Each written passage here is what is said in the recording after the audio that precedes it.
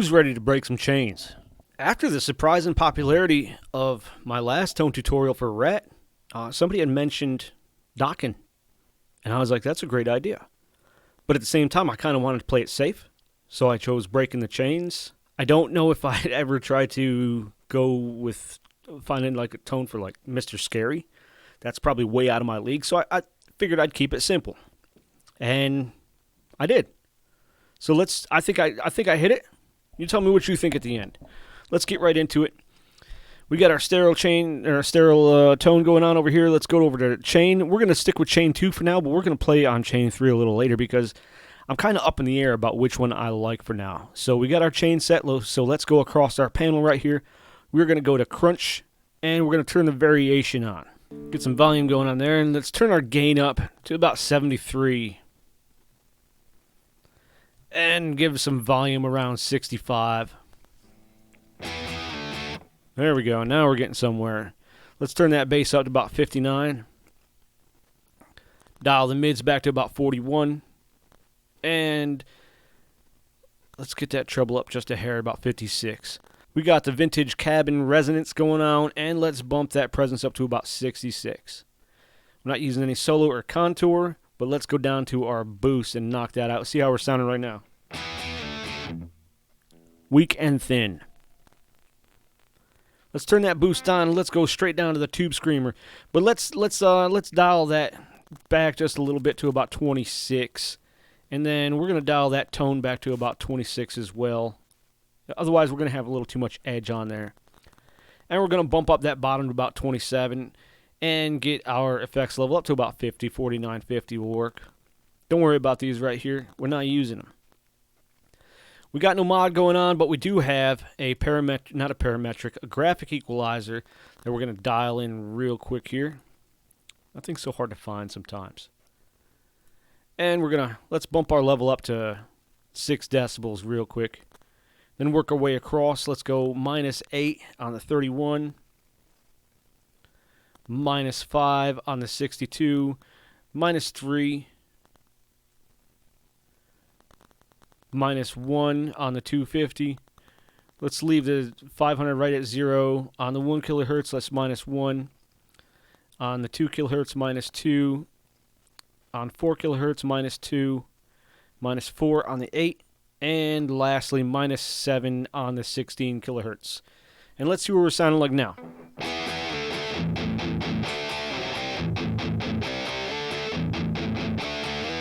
We're getting there.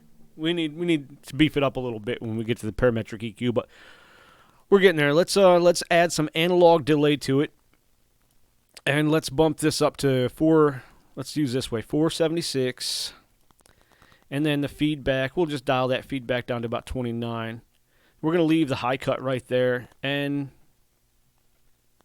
that should work for the effects level. Let's hear how it sounds. I just like to have that little bit of delay and feedback in there. And you could leave it like that, or you can add some reverb to it. We're going to add some hall reverb.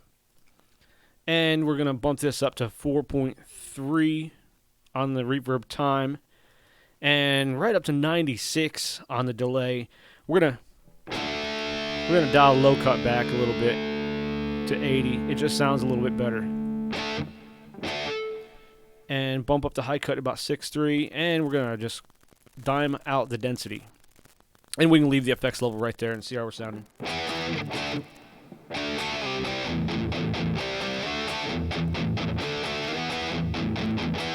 Sounded good. Next thing we have, let's turn on a noise suppressor. Let's do a 50-50 on that one. That'll work. And finally, let's do the parametric EQ with amp out. We're going to bump this up to 6, this one to 3. We're going to put that one at 80, the low cut at 80, and we're going to dial those low mids back to 250 and a low mid Q to 2, the high mid gain to 4, the high mid frequencies back to 1.6. You can play with that one right there around 2.5 to 1.6 and it sounds good. We're going to dial this one back to 5. Anything over that, it sounds a little too buzzy. And then our decibel levels are going to go up to 5 and on the level and 5 on the high gain. Now let's hear it.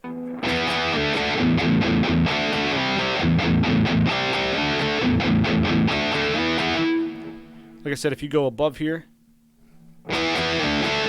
way too much. So 5 seems to be... 6.3 is not bad, but 5 seems to be the comfortable medium on that one. Now if you go high and mid, dial it back. You hear how that goes?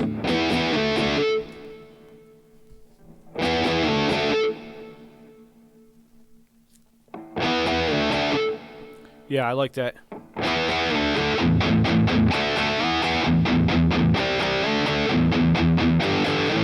I don't know what I just played there, but that wasn't Dokken. All right, so we've got our parametric EQ dialed in. Let's hear how it all comes together.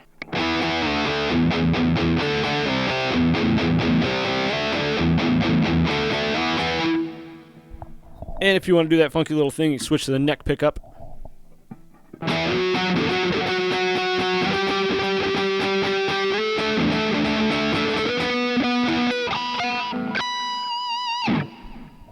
Totally screwed that one up. So let's go back over to the chain and hear how we're sounding if we do the chain 3. Chain 2.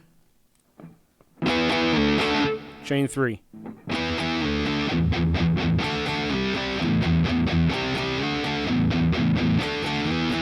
Chain 3 seems to kind of soften it up just a little bit. If you like maybe want to bury it just a tad in the mix with the rest of the band.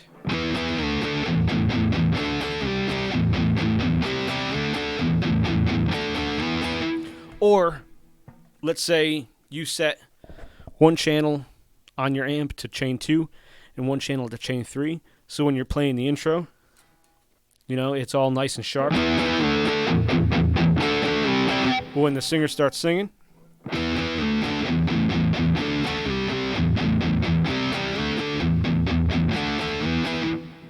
it's just an idea. But that's it. That's breaking the chains. Now you can break the chains that bind you all day. And then you can find every other song that Dokken has chains in the lyrics. I'd really like to know if somebody knows what that number is, because I know it's at least 2 or 3. At least. I'm pretty sure there's more. But Dokken likes chains. They like breaking them. Don't know why. Anyway, we're going to wrap this up. Hope you enjoyed it. Let me know what you think of this tone. We'll see you next time.